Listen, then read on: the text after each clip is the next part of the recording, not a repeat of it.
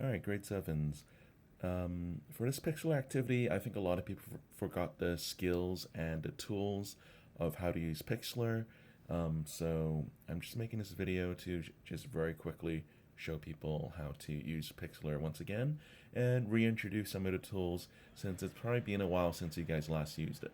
Okay, so I'm gonna just load up Firefox. You can use Google Chrome as well. Um, and you can see that I already have Pixlr E loaded. Now, there are two versions of Pixlr, Pixlr E and Pixlr X. Now, they are both very good, but Pixlr X is really designed for very quick, simple designs, whereas Pixlr E is a little bit more advanced, and it is more similar to what you would expect to find in Photoshop. So that's the one we want to use since it's more powerful, it's closer to a professional tool, and when you guys transition into grade 9 and 10 and actually use the real Adobe Creative Suite, you will be more accustomed to the tools on Photoshop. So let's click in and have a look. Let's turn off the ad here. So you can see there's a lot of things going on here. Only thing you really need to do is click Create New, Print, and then A4. So now you have the starting stage of your new artwork. Now, right now it is in portrait mode. If you prefer to do it in landscape, you can go to Page, Page Rotate, and then rotate it clockwise.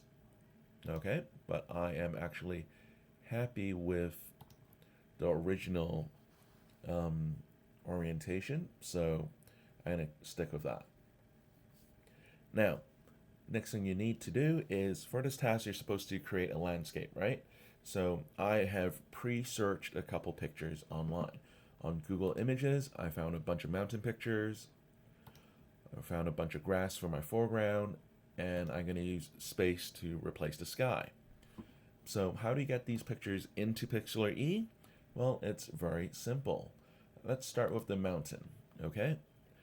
This one looks like a good one to choose. I quite like the look of it, and so I'm just going to right click or two-finger click so that I have a drop-down menu and copy image.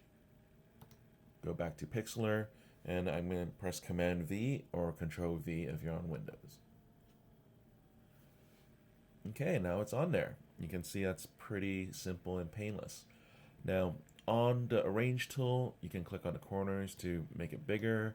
You can click on a picture and drag it to move it around. I think somewhere in the middle is quite nice, and I like the size I have right now. Maybe about that. There we go. So that's roughly what I want to see. Okay? So, now that I have a background, let's put my foreground in. I like this picture of grass, so I'm going to do the same thing. Copy, image, go back to Pixlr, and Command V or Control V. And there you go. The size isn't quite right, so once again, using the Arrange tool, I'm going to click one of the corners and drag it until I get the right size. That seems a little too high, so I'm going to put it a little bit lower. Okay? Now, there's this weird background here, right? And that doesn't look super realistic because of all the trees and the bush in the back. So to get rid of it, I'm going to use the lasso tool. So the lasso tool is over here. Once you click it, there's many different types of settings for it. The thing I think is best for this case is magnetic, and most of the times you'll be using magnetic, I think. So I'm going to click magnetic. It's gone blue, so it's magnetic now. So what magnetic lasso does is it will attach to any borders of shapes, and a computer will automatically try to detect what are borders and outlines. So once you click, you can see I'm just dragging very quickly across. I'm not super accurate because the computer automatically decides roughly where the edge of the grass is.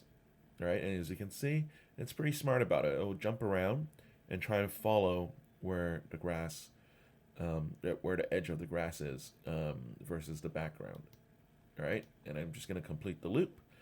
At the very end, double click, it'll auto close, and hit delete. There you go. So now it looks a little bit more realistic. Looks like I've got grass in the foreground, mountain in the background. And I'm going to press Control D so that I deselect everything. Or Command D.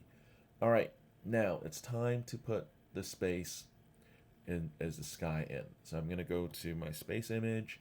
Which one should I choose? This one looks good.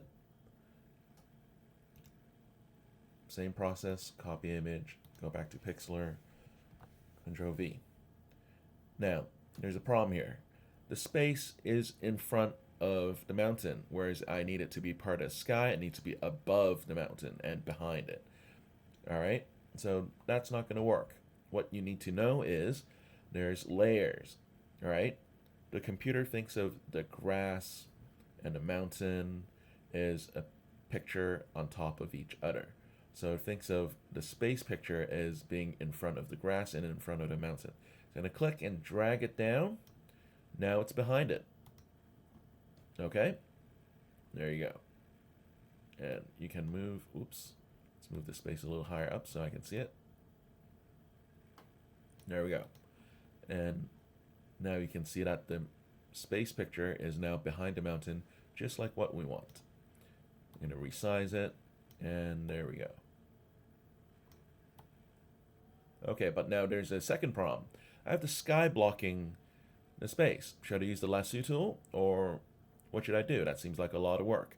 Now, some cases where the object is exactly the same color, like the sky, for example. There's no clouds or almost no clouds. It's generally just all blue. There's a shortcut. There's the wand tool. Once you click it and click onto the thing you want to select, it'll try and choose anything with the same color. In this case, the sky is all blue, so it's a lot quicker. So the computer's going to decide what is blue. Whoops. You got to make sure you select the right layer too, by the way.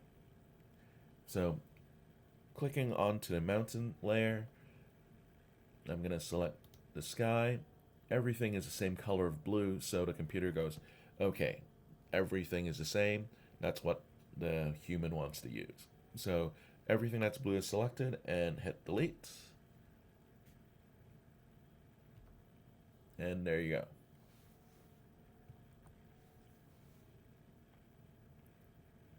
Now there's a little bit of cloud left, and if you want to just have a quick and easy way to get rid of it, just go to the eraser tool, maybe sharper edge, and then you can just very quickly and easily delete any other remaining bits that you don't want.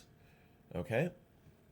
And that's basically how you can create a landscape very quickly and easily. Okay? Now, obviously, I did this super quick. I only have a foreground, I only have a background, and I only have sky. So I don't have all the parts of a landscape that I used. So when you go to the slides, make sure you take a look at what I'm looking for and how to achieve a higher grade. So if you use all 5 parts of the landscape, you get a higher grade. If you only use about 3 parts of the landscape like I did, it's a lower grade. So make sure you double check the rubric and make sure you are hitting all the points to earn a high grade. All right? Even though it's a formative, I do still assign a grade for your work. All right? Okay, anyways, that's about it, and that's how you create a very basic digital landscape. Good luck, have fun, and hope you guys enjoy this task.